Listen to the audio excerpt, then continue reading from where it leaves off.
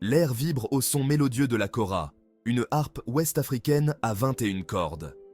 Sa musique, transmise de génération en génération, porte en elle l'écho d'histoires et de légendes anciennes. L'une de ces légendes raconte l'histoire de Soundiata Keita, le fondateur de l'Empire du Mali.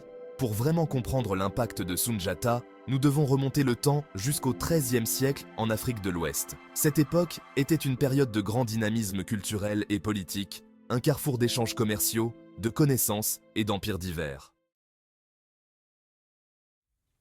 Imaginez une vaste étendue de terre, s'étendant des savanes du Sahel aux forêts luxuriantes de la côte. Le grand fleuve Niger, véritable artère vitale pour d'innombrables communautés, serpentait à travers le paysage, reliant des peuples et des cultures divers.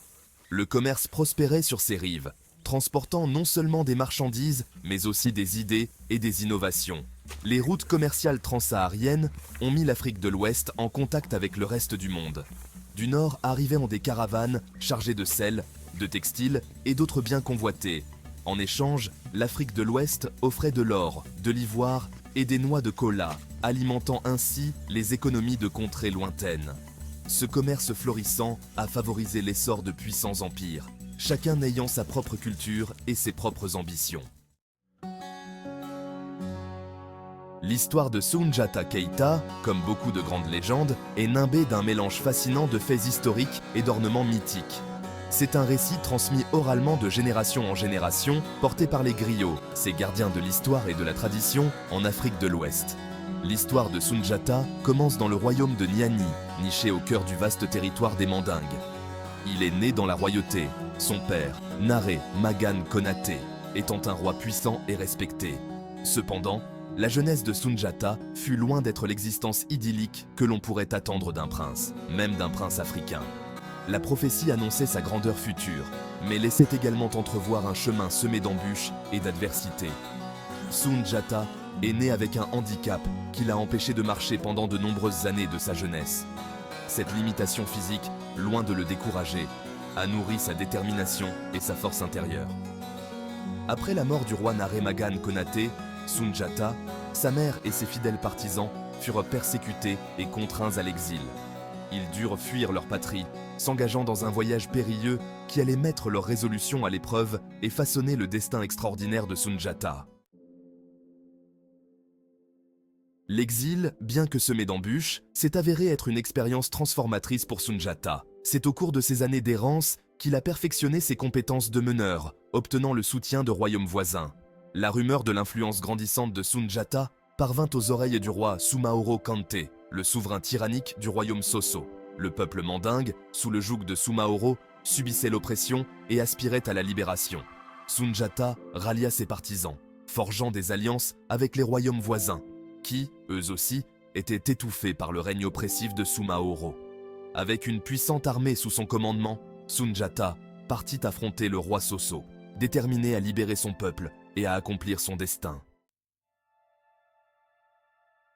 La bataille de Kirina, un tournant dans l'histoire. L'air était chargé de tensions alors que deux armées formidables se faisaient face dans les vastes plaines de Kirina, prêtes à s'affronter dans une bataille décisive. D'un côté se tenait le roi Soumaoro Kanté et ses guerriers Soso, confiants en leur puissance militaire et en la magie redoutable de leur roi, une force à ne pas sous-estimer. De l'autre côté se tenait Soundiata Keita, un symbole d'espoir pour les opprimés, à la tête d'une coalition d'armées unies dans leur désir de liberté et de justice. La bataille de Kirina, qui eut lieu aux alentours de 1235, après J-Ché, fut plus qu'un simple affrontement d'armées. Ce fut un choc d'idéologie et de vision du monde. Le règne de Soumaoro représentait la tyrannie et l'oppression, tandis que Soundiata offrait la promesse de l'unité, de la prospérité et de la justice pour tous. Soundiata, brillant stratège, avait soigneusement étudié les faiblesses de son ennemi, préparant chaque mouvement avec précision. Il savait que le pouvoir de Soumaoro reposait en grande partie sur son talisman magique, une source de force immense, mais aussi de vulnérabilité. Au cœur de la bataille, les forces de Soundiata prirent Soumaoro pour cible, le forçant à dépenser son énergie magique précieuse. Sa magie dissipée, les forces de Soumaoro furent jetées dans le désarroi, et celles de Soundiata sortirent victorieuses, marquant un tournant décisif dans l'histoire. Forger un empire, l'essor de l'Empire du Mali. La victoire à Kirina ne fut pas seulement un triomphe pour Soundiata Keïta, ce fut le cri de naissance de l'Empire du Mali. Les forces de Soumaoro vaincues, Soundiata s'empressa de consolider son pouvoir et d'établir un nouvel ordre.